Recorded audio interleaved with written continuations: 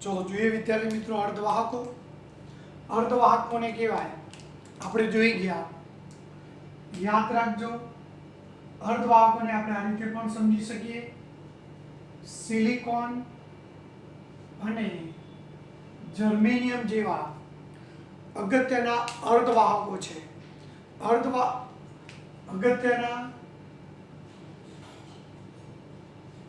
અર્ધધાતુ તત્વો છે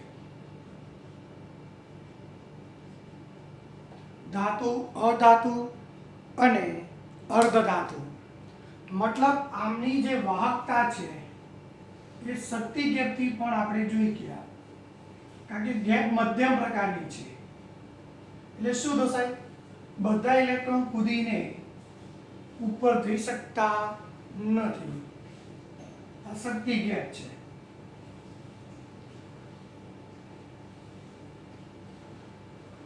બધા ઉપર જઈ શકતા નથી માટેની વાહકતા ઓછી હોય છે એની વાહકતા ધાતુ કરતાં ઓછી હોય અને અધાતુ કરતાં વધારે હોય પણ આ અર્ધધાતુની વાહકતા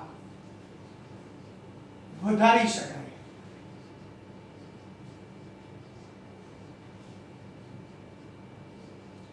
અર્ધધાતુની વાહકતા વધારી શકાય તો બે રીત હતી એક તાપમાનમાં વધારો કરી એટલે કે જો તાપમાન વધારશો તો ઇલેક્ટ્રોનની ઊર્જા વધશે એની વાહકતા પણ વધશે અને બીજી પદ્ધતિ છે અશુદ્ધિ ઉમેરી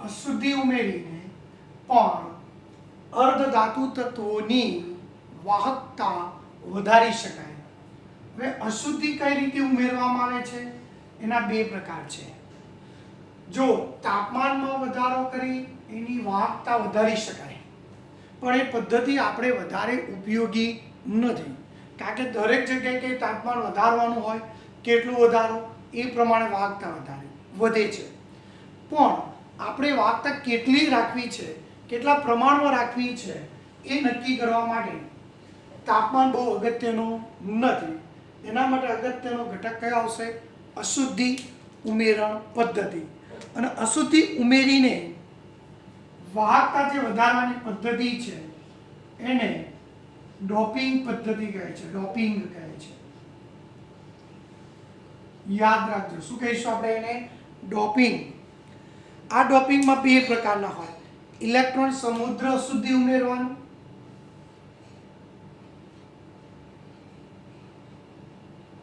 ઇલેક્ટ્રોન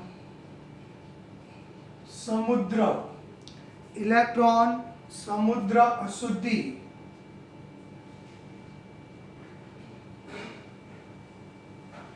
અને બીજી પદ્ધતિ છે ઇલેક્ટ્રોન ઉણપ અશુદ્ધિ ઇલેક્ટ્રોન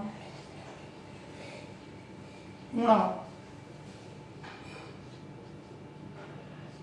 અશુદ્ધિ હવે ઇલેક્ટ્રોન સમુદ્ર અશુદ્ધિ એટલે શું તો જો તમને ખ્યાલ હશે સિલિકોન લો સિલિકોન જુઓ સિલિકોન હોય કે જર્મેનિયમ હોય એની બાહ્યતમ કક્ષામાં 4 ઇલેક્ટ્રોન હોય અહીંયા ગોઠવું જુઓ આ સિલિકોન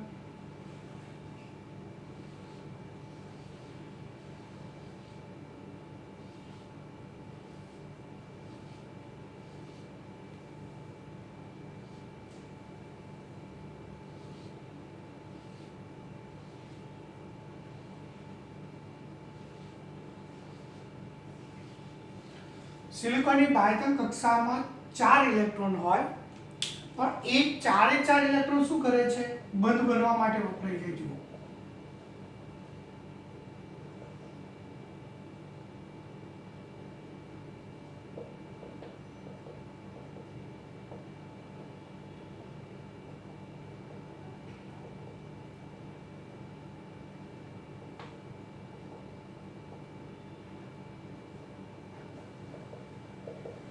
જો તમે જોઈ શકો છો, દાખલા તરીકે આ સિલિકોન પકડીએ આપણે, તો એની બાહ્યતમ કક્ષામાં 1 2 3 4 ઇલેક્ટ્રોન થઈ ગયા.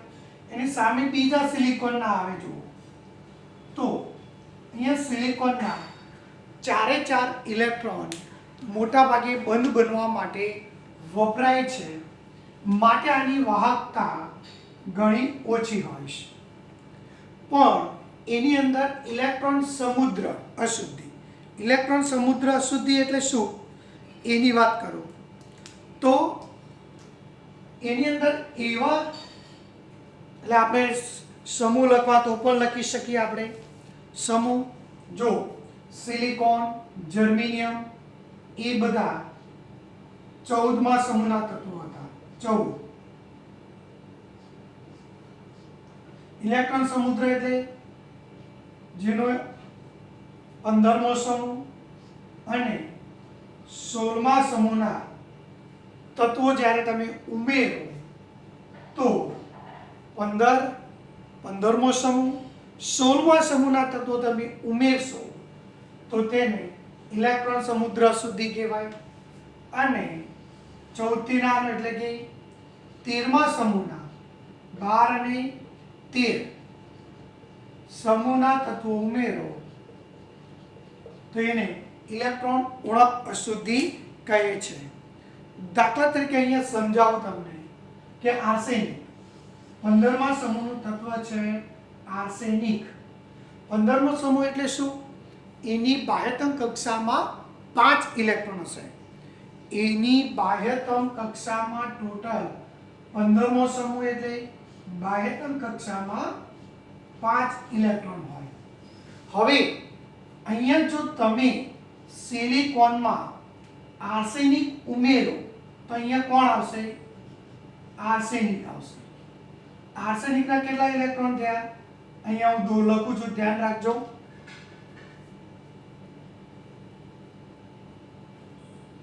હકીકતમાં એક આર્સેનિક અને એક silicon, arsenic silicon, arsenic silicon અને આર્સેનિક અને સિલિકોન, અને હજુ એક ઇલેક્ટ્રોન બાકી રહ્યો. જુઓ 5 હતા તો 5માંથી 4 બંધ બનવા માટે વપરાયા અને 5મો ઇલેક્ટ્રોન શું રહ્યો?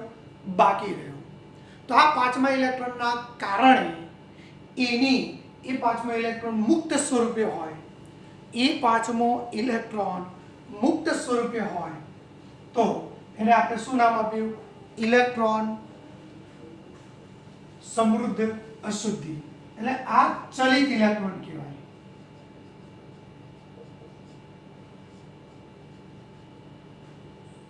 અને આ ચલિત ઇલેક્ટ્રોન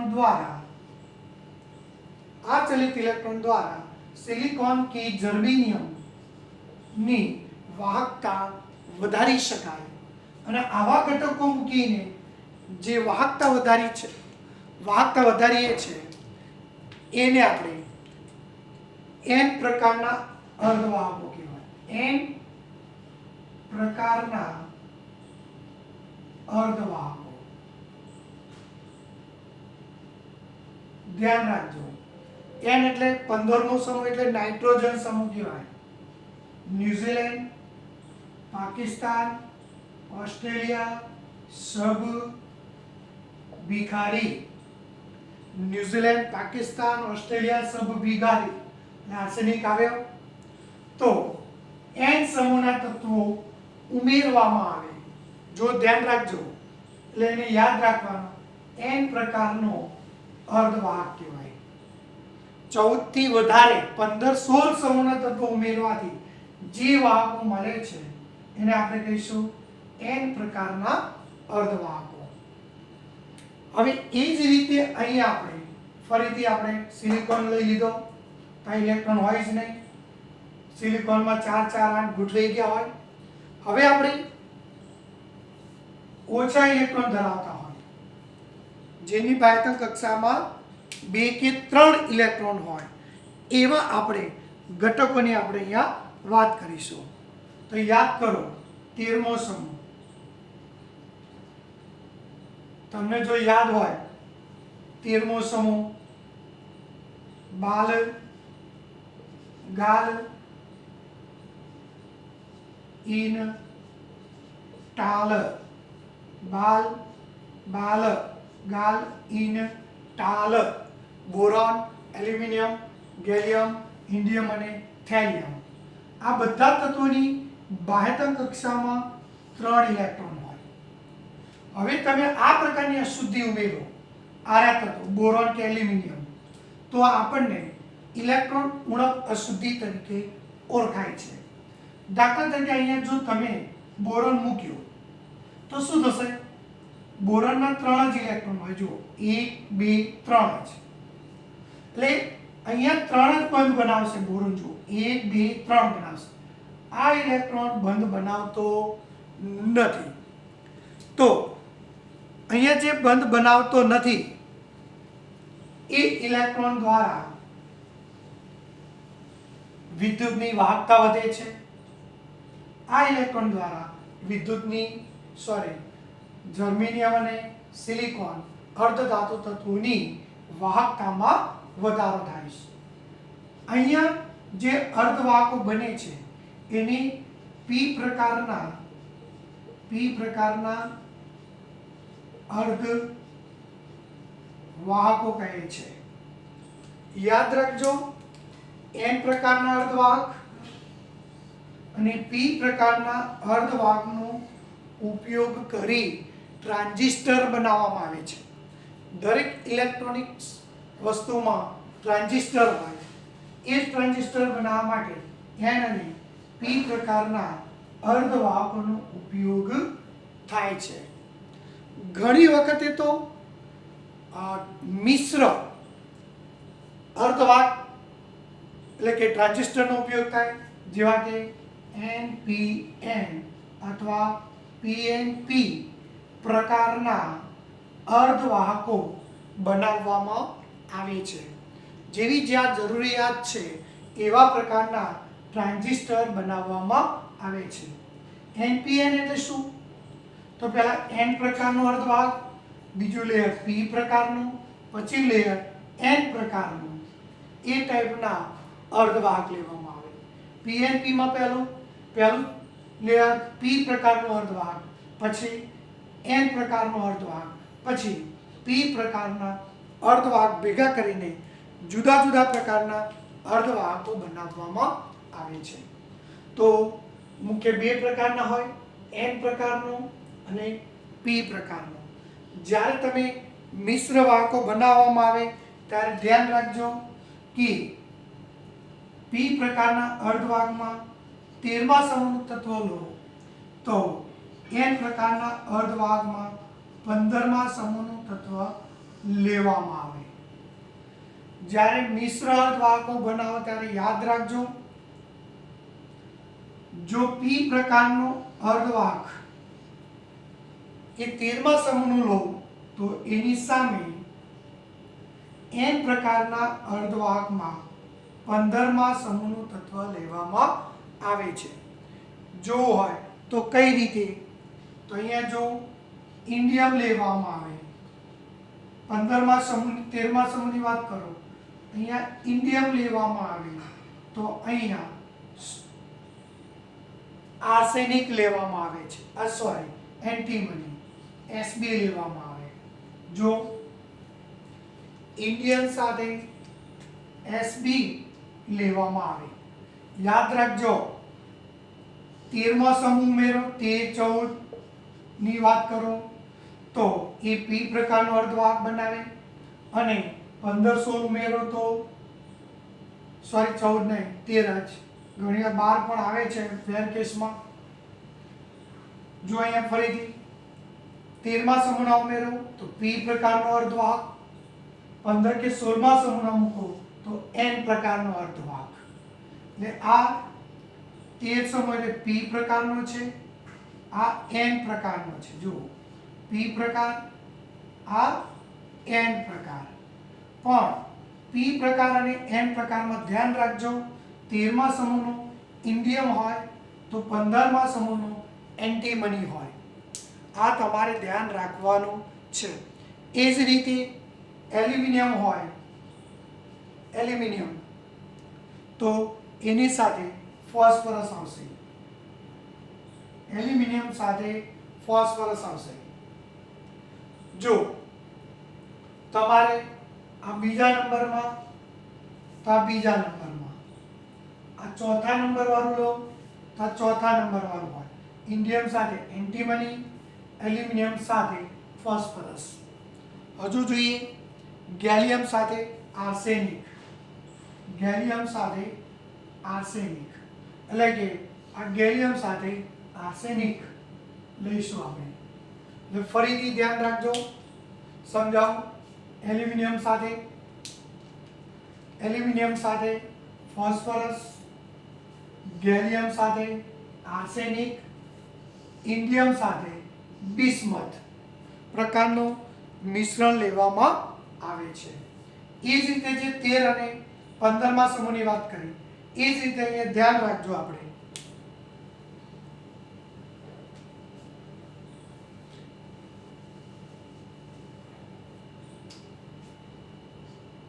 જો 12મા સમૂહ સાથે 16મો સમૂહ લેવામાં આવે છે. 12મો એટલે કે આ પી પ્રકારનો, 16મો સમૂહ એટલે એન પ્રકારનો. હવે કોની સાથે કયો ઘટક લેવો એ અહીંયા આપેલું છે. ઝિંક સાથે સલ્ફર, કેડમિયમ સાથે સલ્ફર અને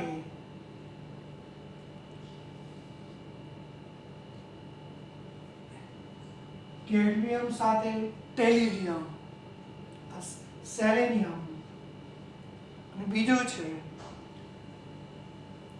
મર્ક્યુરી સાથે ટેલિડિયમ.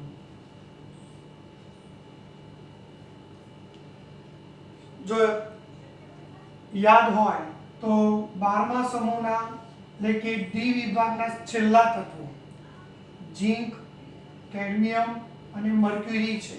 જોઈ લેજો, ઝિંક, કેડમિયમ અને મર્ક્યુરી. 16મો સમૂહ એટલે ઉષ સે સુંદર તેરી પડોશન. 16મા સમૂહના તત્વો યાદ કરવાના. ઉષ સે સુંદર તેરી પડોશન, ઉષ સે સુંદર તેરી પડોશન. ઓક્સિજન, સલ્ફર, સેલેનિયમ, ટેલિડિયમ અને પોલોનિયમ. ઓક્સિજન, સલ્ફર, સેલેનિયમ, ટેલિડિયમ અને પોલોનિયમ. તો આ જોડ યાદ રાખવાની, બરોબર. એટલે તમને સરળતાથી સમજી શકાય. આના તમે વાત કરી આપણા, તો જો ઝિંક સાથે સલ્ફર, કેડમિયમ સાથે સેલેનિયમ અને મર્ક્યુરી સાથે ટેલિડિયમ. ના પાય તો આ રીતે 3 તો યાદ રહી જ જશે. જો મર્ક્યુરી, તો આ 3 વચ્ચેના 3, ઉપરનો ઓક્સિજન ક્યાંય ન વપરાય. આ 3 ઝિંક સલ્ફાઇડ, કેડમિયમ સાથે સેલેનિયમ, મર્ક્યુરી સાથે ટેલિડિયમ અને કેડમિયમ સાથે એક સલ્ફર વધારાનું યાદ રાખવાનું. તો આ રીતે જુદા જુદા અર્ધવાહકો બનાવી શકાય. અર્ધવાહક 2 પ્રકારના હોય, એક પી પ્રકાર, બીજો એન. 12 અને 13મા સમૂહના તત્વો ઉમેરો તો ઇલેક્ટ્રોન ઉણપ અશુદ્ધિ કહેવાય. કારણ કે એની બાહ્યતમ કક્ષામાં 3 જ ઇલેક્ટ્રોન હોય. ઉણપ એટલે 4 હોય તો પૂરતા કહેવાય, 4 થી ઓછા હોય તો ઉણપ કહેવાય. એટલે કે 3 હોય તો એને ઉણપ કહેવાય. એન પ્રકારનો એટલે 15, 16 સમૂહના તત્વો, એટલે કે એન પ્રકારનો બનાવે. એ ઇલેક્ટ્રોન સમુદ્ર કહેવાય કે જેની બાહ્યતમ કક્ષામાં 5 ઇલેક્ટ્રોન હોય. 16 હશે તો 6 ઇલેક્ટ્રોન હોય, એટલે વધુ ઇલેક્ટ્રોન કહેવાય, સમુદ્ર એમ. 4 હોય તો પૂરતા, 4 થી વધારે હોય તો સમુદ્ર પ્રકારના ઇલેક્ટ્રોન ઉમેરીને અર્ધવાહક બનાવી શકાય. તો આ રીતે આપણે અર્ધવાહક વિશે વાત કરવાની છે. આ ઉપરાંત કેટલાક ધાતુઓના ઓક્સાઇડ પણ એવા છે કે જેમની વાહકતા ધાતુ જેવી છે? તો જોઈએ titanium oxide,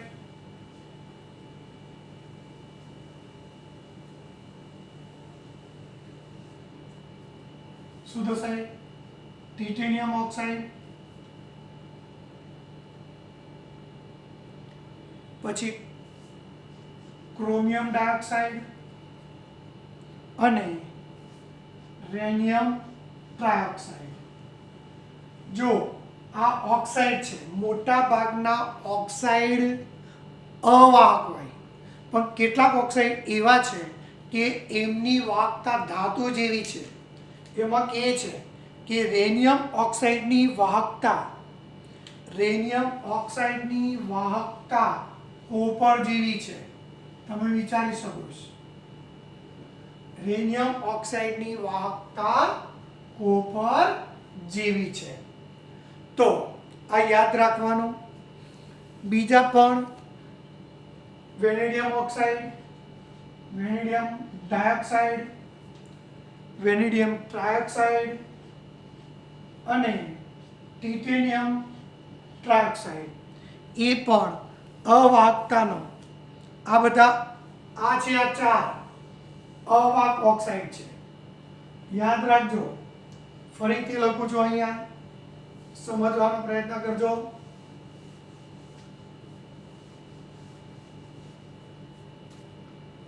vanadium oxide, dioxide, trioxide, titanium oxide, આ બધા વિદ્યુતનું અવાહક છે.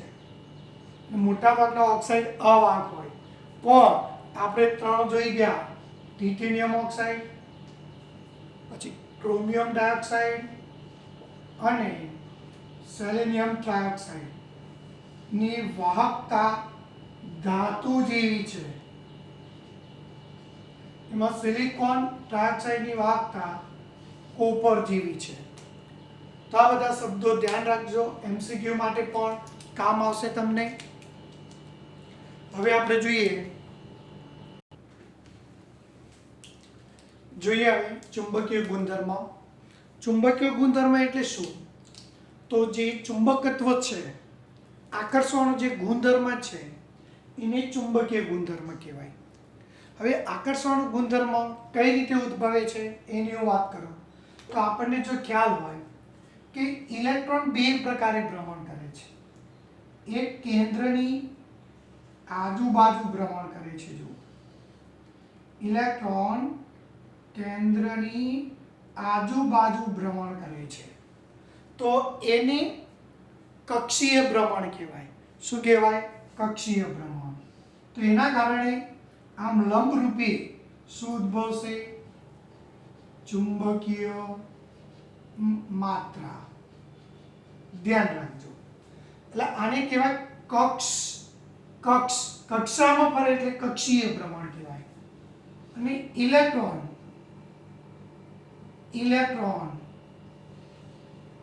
પોતાની ધરી ઉપર પણ ફરે છે, આમ ગોળ ગોળ. ધ્યાન રાખજો. તો પણ લંબરૂપી ચુંબકીય માત્રા ઉદ્ભવશે. જો કઈ રીતે? તો આને તમને સમજાવું કે આ સૂર્ય છે એટલે એનું કેન્દ્ર, એની આજુબાજુ જે પૃથ્વી ફરે છે એમ, તો પૃથ્વી જે ફરે છે સૂર્યની આજુબાજુ એને શું કહેવાય? કક્ષીય ભ્રમણ. અને આને શું કહેવાય? અક્ષીય ભ્રમણ. એટલે કોઈ અક્ષ હોય એની ફરતે જે ફરે છે ગોળ ગોળ ગોળ, પૃથ્વી સૂર્યની આજુબાજુ પણ ફરે છે અને પૃથ્વી પોતાની ધરી ઉપર પણ ફરે છે, આમ ગોળ ગોળ. જો વર્ષ સૂર્યને પૃથ્વીની ફરતે એક ચક્ર પૂરું કરવા માટે 1 વર્ષ લાગે, એટલે કક્ષીય ચક્ર પૂરું કરવા માટે 1 વર્ષ લાગે, પૃથ્વીને અક્ષ ભ્રમણ કરવા માટે 24 કલાક લાગે. તો અક્ષીય ભ્રમણના કારણે રાત દિવસ થાય. એવું જ અહીંયા ઇલેક્ટ્રોનમાં છે. ઇલેક્ટ્રોન આ કક્ષીય ભ્રમણ કહેવાય અને પોતે પણ ધરી પર ફરે છે, એને અક્ષીય ભ્રમણ કહેવાય. અને એના કારણે આપણને ચુંબકીય ગુણધર્મો જોવા મળે છે. પણ તમને જો ખ્યાલ હોય કે બે પ્રકારના ઇલેક્ટ્રોન હોય, એક અયુગ્મિત ઇલેક્ટ્રોન હોય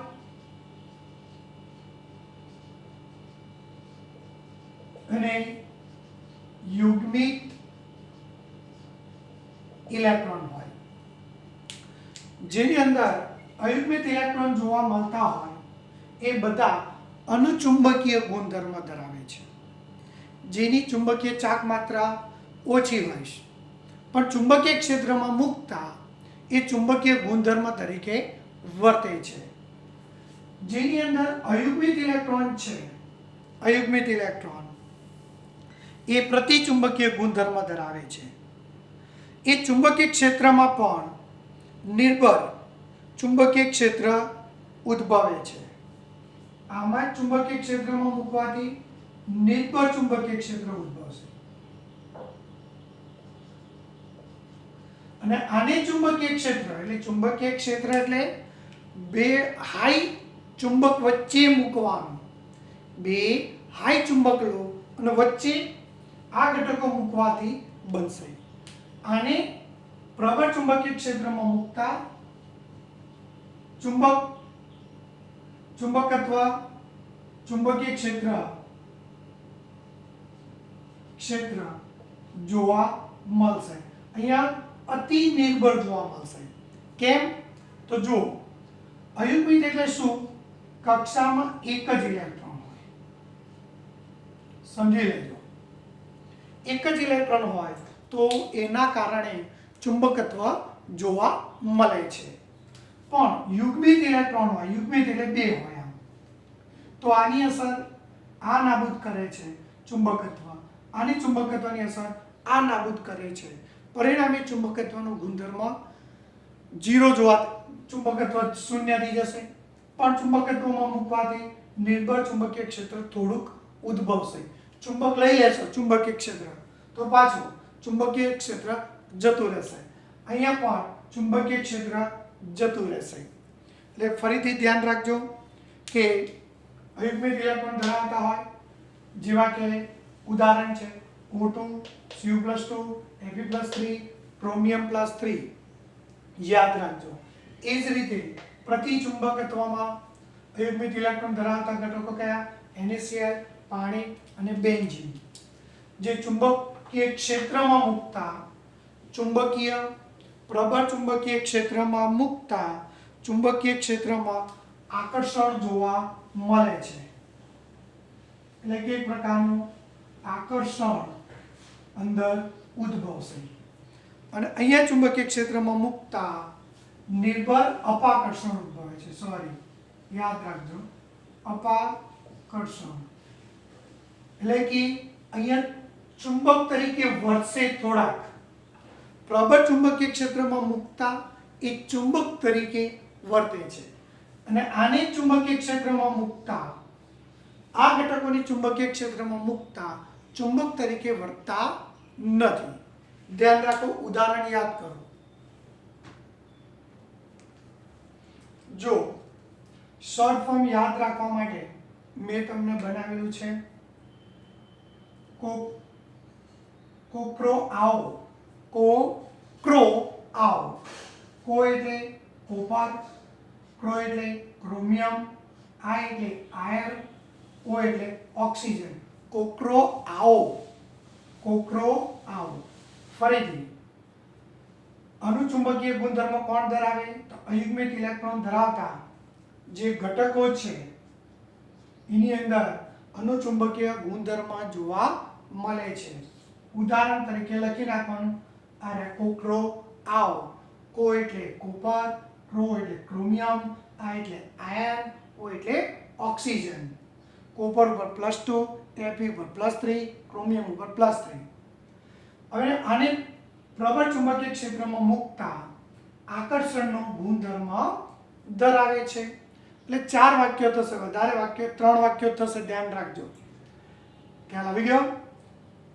હવે એ જ રીતે પ્રતિચુંબકીયમાં કે યુગ્મિત ઇલેક્ટ્રોન ધરાવતા ઘટકો પ્રતિચુંબકીય ગુણધર્મ ધરાવે છે.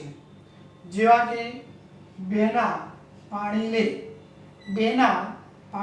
બે એટલે બેન્ઝીન, ના એટલે NaCl, ના NaCl પાણી એટલે H2O. યુગ્મિક આ ઘટકોને પ્રબળ ચુંબકીય ક્ષેત્રમાં મૂકતા નિર્બળ અપાકર્ષણ ઉદ્ભવે છે. 3 વાક્યો લખવાના. હવે આપણે વાત કરવાની છે લો ચુંબકત્વમાં. હવે લો ચુંબકત્વમાં આપણને ખબર છે કે લો ચુંબક એટલે એક પ્રકારનું ચુંબકીય ગુણધર્મ છે. અને ચુંબકીય ગુણધર્મ ધરાવતા જે ઘટકો છે એની આપણે વાત કરવાની છે. તો ઉદાહરણ તરીકે જો Fe, નિકલ, Gd એટલે યાદ રાખવાનું gadolinium, iron, cobalt, nickel, gadolinium, chromium oxide યાદ રાખવા માટે આ કોની Gd જે યાદ રાખો તો Gd ને Gd છે ક્રોમિયમ ડાયોક્સાઇડ. આ કોની Gd છે ક્રોમિયમ ડાયોક્સાઇડ. આ એટલે આયર્ન, કો એટલે કોબાલ્ટ, ની એટલે નિકલ, Gd એટલે ગેન્ડોલિયમ, ક્રોમિયમ ડાયોક્સાઇડ. આ બધા ચુંબકીય ગુણધર્મ ધરાવે છે.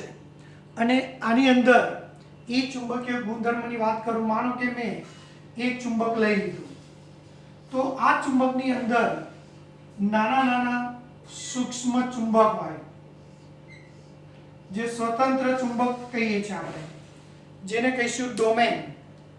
શું કહીશું? નાના નાના જે ચુંબક છે એને ડોમેન કહીશું. શબ્દ યાદ રાખજો, ડોમેઇન. કયા શબ્દ તરીકે ઓળખવાનું છે? ડોમેઇન. શબ્દ ધ્યાન રાખજો. જો અતિ સૂક્ષ્મ નાના ડોમેઇન હોય અંદર, જો બધાની દિશા એક તરફી હોય, તે પોતે ચુંબક તરીકે વર્તશે, જેને આપણે શું કહીશું? લો ચુંબકત્વ. એટલે કે બધાની દિશા એક જ તરફ હોય, બધા ડોમેઇનની દિશા એક જ તરફ હોય, તો એને લો ચુંબકત્વ તરીકે ઓળખવામાં આવે છે. લો ચુંબકત્વ કેવી રીતે બનાવવામાં આવે છે તો એની વાત કરું. હકીકતમાં કેટલાક ઘટકોમાં આમ પણ હોય. જો પ્રતિ લો ચુંબકત્વની વાત કરું, ઉદાહરણ છે MnO2. આની અંદર જે ડોમેઇન છે જેટલા ઉપર તરફ હોય એટલા જ નીચે તરફ હોય. જો તમે જો તો આની અસર આ નાબૂદ કરે, આની અસર આ નાબૂદ કરે, આની અસર આ નાબૂદ કરશે. માટે એ પ્રતિ લો ચુંબકત્વ છે, એટલે કે ચુંબકીય ગુણધર્મ ધરાવતા નથી. એકબીજાની અસર શું કરે છે? રદ કરે છે. આની ચુંબકીય ચાક માત્રા આની ચુંબકીય ચાક માત્રા રદ કરે છે, કારણ કે ઓપોઝિટ હોય. હવે વાત આવી ફેરીમેગ્નેટિક. શાની વાત કરીશું? ફેરીમેગ્નેટિક. આ ફેરીમેગ્નેટિક એટલે Fe2O3 અને મેગ્નેશિયમ ઓક્સાઇડનું મિશ્રણ હોય. જુઓ MgFe2O4 ઝિંક Fe2O4 એના ઉદાહરણ છે. હવે આમાં કેવું હોય તો જો આ ડોમેઇન છે, આમ છે, આ ડોમેઇન આમ છે, પણ જો ઉપર તરફના ડોમેઇન દેખાય વધારે છે, આ 4 છે, જુઓ ઉપર તરફ, નીચે તરફ 2 છે, એટલે શું થશે કે આની ચુંબકીય ચાક માત્ર આ નાબૂદ કરશે, આની આ નાબૂદ કરશે, પણ બેની તો બાકી રહેશે. અને આ જે 2 બાકી રહે છે, એ જે 2 બાકી રહ્યો એના કારણે એની અંદર ચુંબકીય ગુણધર્મ જોવા મળશે. આના જેટલો નહીં હોય, આના કરતાં આમાં ઓછો હશે, અને આમાં તો એકબીજાની અસર સંપૂર્ણ નાબૂદ કરે છે. એટલે આને ફેરીમેગ્નેટિક કહેવાય. લો ચુંબકત્વ, પ્રતિ ચુંબકત્વ અને ફેરીમેગ્નેટિક. એમ ચુંબકીય ના આધારે એને જુદી જુદી 5 રીતે જોઈ શકાય. જુદી જુદી 5 રીતે જોઈ શકાય. હવે આ લોહ ચુંબકત્વ કેવી રીતે બનાવવામાં આવે છે એની વાત કરું. માનો કે લોખંડનો ટુકડો લીધો તમે, આ લોખંડનો ટુકડો છે, એના ડોમેન બધી દિશામાં ઉલટા ફૂલટા હોય, બધાની દિશા એક સરખી હોતી નથી, માટે પરિણામે ચુંબકત્વ સુધી જાય છે અહીંયા 0 થાય, એટલે લોખંડ ચુંબક તરીકે વર્તતો નથી. પણ આ જ લોખંડના ટુકડાને પ્રબળ ચુંબકીય ક્ષેત્રમાં મૂકશો તો ધીરે ધીરે ધીરે આ બધાની દિશા એક તરફ થઈ જાય છે. જુઓ, અને એક તરફ થવાના કારણે એમાં ચુંબકીય ગુણધર્મ ઉદ્ભવે છે. પછી ચુંબકીય ક્ષેત્ર લઈ લેશો તો આ જે દિશા છે એક જ તરફ રહે છે, અને એક જ તરફ રહેવાથી એ લોહ ચુંબકત્વનો ગુણધર્મ ધરાવે છે. ફરીથી જો તમને ખ્યાલ હોય, તમે પ્રયોગ પણ કર્યા હશે, મેં તો કરેલા છે. બ્લેડ લેવાની પતરી, એના ઉપર ચુંબક લેવાનું, એ ચુંબકને આમ કંઈ ઘસવાનું, ઉપાડવાનું, ઘસવાનું. આવી રીતે તમે એ પતરીને 20-25 વાર ઘસજો અને એ ઘસીને લોખંડ સાથે અડાડજો, તે તરત જ લોખંડ સાથે શું થઈ જશે? ચોંટી જશે. તો એવું કેમ થયું? કારણ કે ચુંબક જે હતું, તમે પહેલા પતરીમાં શું હતું તો એ ડોમેનની દિશા બધાની ઉલટી ફૂલટી હતી, સમજી લેજો. પણ આ રીતે એટલે જેટલું આમ લાગતું હતું ચુંબક એટલું આમ લાગતું હતું, પરિણામે 0 થાય છે. તે પતરી ચોંટતી નથી લોખંડ સાથે. પછી એના ઉપર ચુંબક ફેરવો તો શું થશે? તો જે ડોમેન છે, કેટલાક ડોમેનની દિશા શું થશે? બદલાશે, અને એક તરફનું પ્રમાણ શું થશે? વધશે, અને એક તરફનું પ્રમાણ વધવાના કારણે એ પતરી ચુંબક તરીકે વર્તે છે. ખ્યાલ આવી ગયો? અને તમને પણ ખ્યાલ હશે કે ચુંબકીય ગુણધર્મ એટલે કે ચુંબકીય ચાક માત્રા શામાં મપાય? બોહર મેગ્નેટ્રોનમાં મપાય. બોહર મેગ્નેટ્રોનમાં BM માં પણ મપાય. બોહર